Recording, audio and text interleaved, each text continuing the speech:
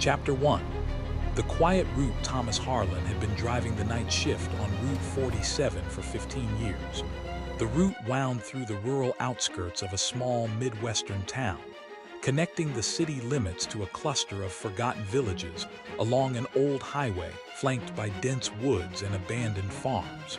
It was a long, monotonous stretch, over 2 hours one way, with stops that grew increasingly sparse as the night deepened.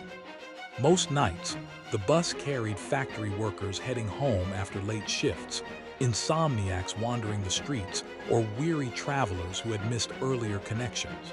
They boarded quietly, paid their fares, and settled into their seats, often drifting off to sleep under the dim fluorescent lights. Thomas liked the solitude. At 58, with a weathered face etched by years of staring into headlights and a full head of graying hair, he found comfort in the rhythm of the road. The hum of the engine, the occasional creak of the suspension over potholes, the soft snoring of passengers. It was predictable. Safe. His wife had passed a decade ago and his grown children lived far away. The bus was his world now. He never released his full name to anyone at the depot. Colleagues just called him Tom. "Keeps things simple," he'd say with a shrug. Privacy was a luxury in a job where everyone knew your schedule. That winter was particularly harsh. Snow blanketed the fields and fog often rolled in from the nearby river, turning the highway into a ghostly tunnel. Thomas didn't mind. He knew every curve, every dip. On a typical night, he'd count the tickets after departure to ensure the manifest matched, then glance in the rearview mirror occasionally to check on his passengers. It was December 12th when everything began to change. The bus pulled away from the city terminal at 11:45 p.m. with 12 passengers. Thomas counted the stubs carefully. 12. Exact. He adjusted the mirror, scanned the seats briefly, and focused on the road ahead. The passengers were the usual mix. A couple of young women chatting softly, an older man with a newspaper, a few solitary figures bundled in coats. As the bus merged onto the highway, Thomas felt the familiar calm settle over him. The fog was light that night, just a thin veil. He turned on the radio low, some old jazz station crackling through the speakers. About 20 minutes in, at the first rural stop, 3 passengers disembarked. No one boarded. Thomas recounted, 9 stubs remaining. He nodded to himself and continued, but something nagged at him. A glance in the mirror and there it was. In the very last row, the seat against the back window, sat a figure, motionless. Hooded coat pulled low, face obscured in shadow. Thomas frowned. He hadn't noticed anyone there before, must have miscounted initially, he thought. Easy mistake in the dim light. He shook it off and drove on. At the next stop, 2 more got off. Recount, 7. Mirror check. The figure still there, unmoving. Not looking out the window, not shifting, not sleeping like the others, just sitting. Thomas's hands tightened on the wheel. "Get a grip, old man," he muttered. It was nothing, just a quiet passenger. By the end of the route, at the final turnaround point in the remote village of Eldridge Hollow, all passengers had exited except one. Thomas didn't look back as the last one left. He logged the trip, turned the bus around, and headed back empty. That night he slept fitfully, dreams of empty seats and shadowy figures. The next night it happened again.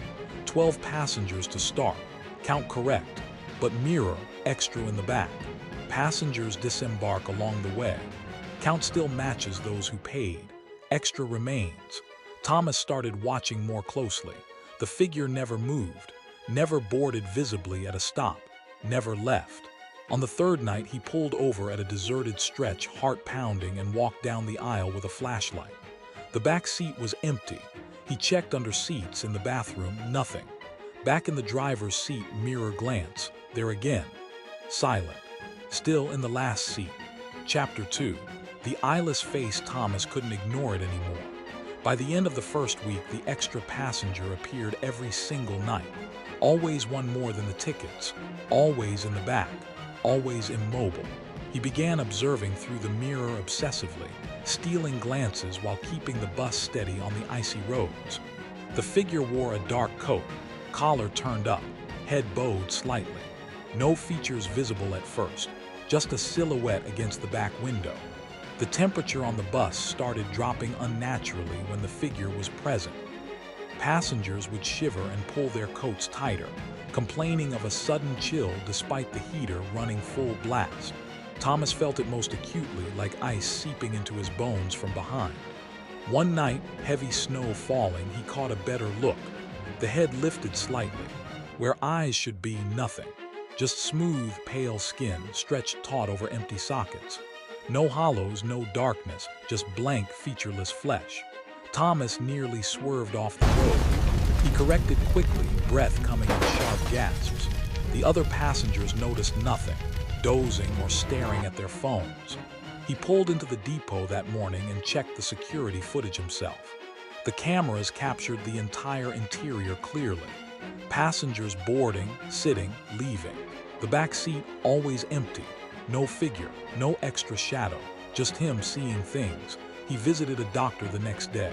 Full checkup, eyes, blood pressure, neurological tests. "You're healthy as a horse for your age, Tom," the doctor said. "Stress maybe. Night shifts can play tricks." Thomas nodded, but he knew better. The sightings intensified. On foggy nights, the chill was worse. The bus lights would flicker inexplicably. Passengers grew uneasy, though they couldn't say why. One woman asked to move seats, saying she felt watched. Thomas started talking to himself on empty returns. "What do you want?" he'd whisper to the mirror. No response. Then came the night of the thick fog. The road was barely visible, wipers struggling against the mist. Thomas slowed to a crawl. The bus had only 5 passengers left, all dozing. Suddenly, the temperature plummeted. Frost formed on the inside of the windows. Thomas's breath fogged the air. He heard it then, slow footsteps from the back. Deliberate, creaking floorboards. He didn't dare turn. The mirror showed the figure standing now, midway down the aisle, closer. The eyeless face tilted toward him. The radio burst to life with static. Then a whisper, faint but clear, his name. Thomas. He knew that voice shouldn't know him. No passenger ever asked his name. The bus lurched as he accelerated blindly through the fog, heart thundering. The footsteps stopped. When he checked the mirror again, at the final stop, the seat was empty. All passengers gone. He sat there shaking until dawn. Chapter 3. The crash from the past. The next morning, Thomas reported everything to the transportation authorities. He expected ridicule, but instead they listened gravely. An investigation was launched quietly. No public statements to avoid panic. Old records were dug up from archives. Route 47 had been in service for decades, but 25 years earlier, in a winter much like this one, tragedy struck. On a foggy December night, a bus on the same route lost control on a slick curve near Eldridge Hollow. It skidded off the road, flipped into a deep ditch, and caught fire. Most passengers escaped with injuries, but one, a man sitting in the back seat, was thrown clear into the surrounding woods during the impact. His body was never recovered. Searches turned up nothing in the snow and underbrush. He was an unidentified drifter. No one claimed him. Witnesses from the crash described him vaguely. Dark coat, quiet, kept to himself in the last seat. The ditch was filled, and years later, the road straightened slightly. But the route remained. Authorities interviewed other drivers. To Thomas's horror, several admitted similar sightings over the years. Whispers of an extra passenger, chills, empty back seat on camera. Most dismissed it as fatigue or legend. Some transferred routes quietly. One veteran driver confided, "I've seen him, eyeless, just waiting." The ghost, they theorized in hushed meetings, was trapped, searching for closure. Or perhaps something darker, reaching out to those who drove the same path. Thomas refused night shifts after that.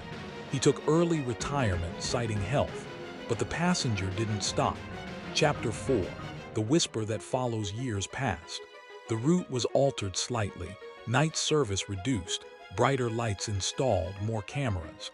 Drivers were warned subtly. Check your mirrors carefully. Some refused to look back at night. Thomas lived quietly in a small house on the town's edge. He avoided buses, drove only in daylight. But the dreams came relentlessly.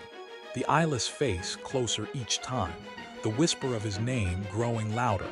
In waking hours, chills would strike unexpectedly. A sudden drop in temperature, footsteps in empty rooms. He confided in no one anymore. The voice followed him, Thomas.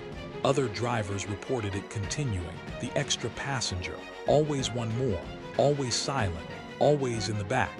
The road remains today. Buses still run, and if you're on a night bus counting passengers, if you see one extra in the mirror, the count is already too late. He's not there for them. He's waiting for the driver.